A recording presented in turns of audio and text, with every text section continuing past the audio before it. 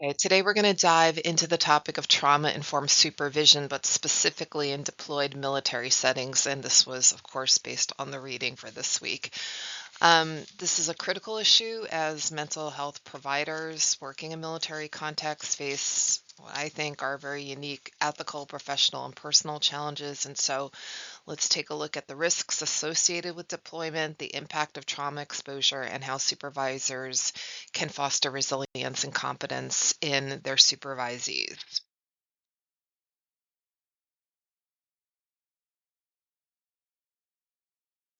So, first, let's examine the military context in which mental health professionals operate. So, unlike civilian settings, military mental health professionals must place the overarching military mission before individual client interests.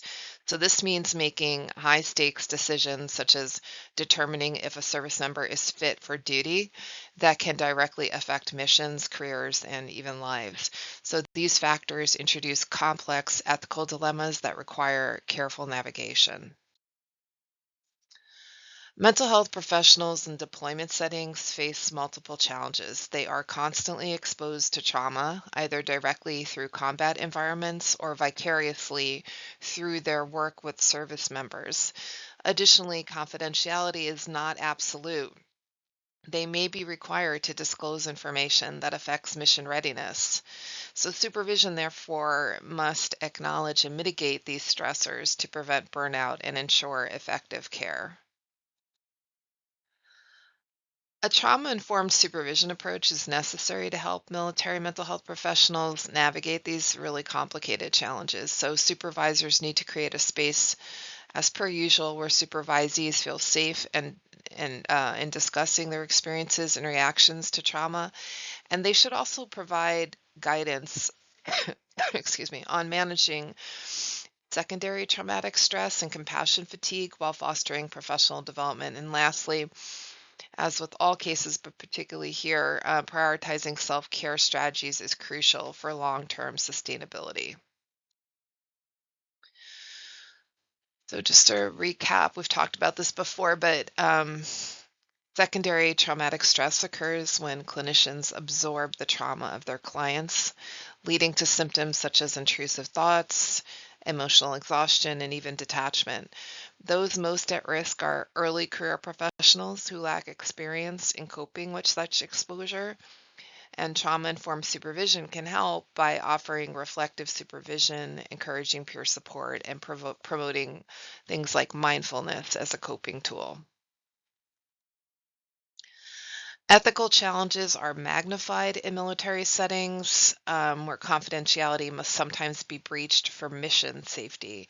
So, this creates mixed agency conflicts where the best interests of the client may not align with military objectives, and supervisors play a crucial role in helping supervisees navigate these conflicts while also ensuring their professional competence and well being.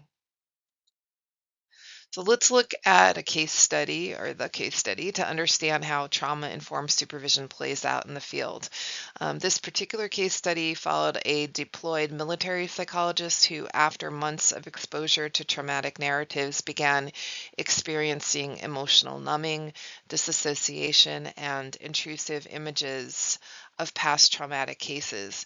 So during a session with a soldier, she found herself completely disengaged. Her mind was flooded with disturbing memories of combat related casualties, including soldiers she had counseled who later died in action. The soldier she was counseling noticed her disconnection and asked, "Ma'am, are you okay?" A stark indicator that her own distress was visible. So, 2 days later, her supervisor, a psychiatrist stationed 20 miles away, made a special visit.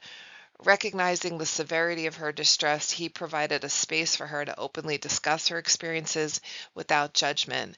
And instead of immediately addressing her cases, he mirrored her emotional exhaustion, shared his own struggles with secondary trauma, and validated her feelings. And this was critical. Rather than offering directives, he focused on normalizing her experience and discussing self care strategies. So the supervisor also encouraged her to connect with chaplains, peer groups and trusted colleagues to debrief regularly.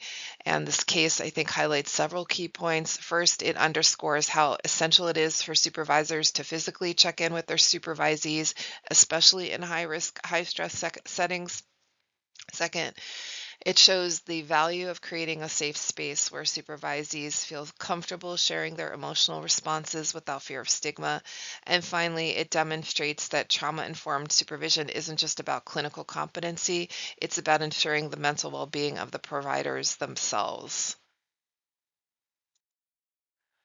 So, supervisors should implement structured yet adaptable frameworks for supervision that address the unique needs of deployed settings. Trust and emotional safety must be prioritized so that supervisees feel comfortable discussing their struggles.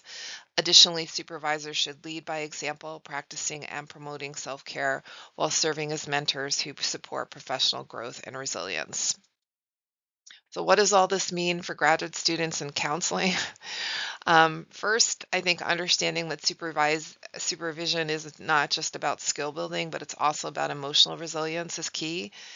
I think as graduate students, you should actively seek supervisors who foster open discussions on secondary trauma and countertransference.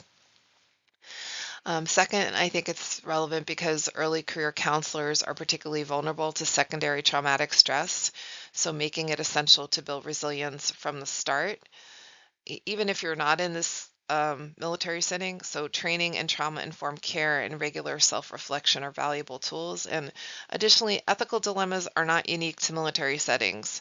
Mandated reporting, confidentiality issues, and systemic pressures can arise in any counseling environment. And moreover, every counselor should develop a competence constellation, a professional network of mentors, peers, and supervisors who provide guidance and accountability. And finally, broken record here, but self care is not optional, it is a professional necessity. So, counselors must proactively engage in self care strategies to maintain long term effectiveness and well being. So, to conclude, trauma-informed supervision is not just beneficial, but it's essential in military settings. Supervisors must be proactive in recognizing and addressing secondary trauma in their supervisees, and they also play a key role in guiding clinicians through ethical dilemmas and promoting resilience and building strategies. So, by prioritizing these elements, we can ensure that military mental health professionals remain effective and supported in their crucial roles. And we'll just talk a little bit about this and an assignment that I have for us in groups.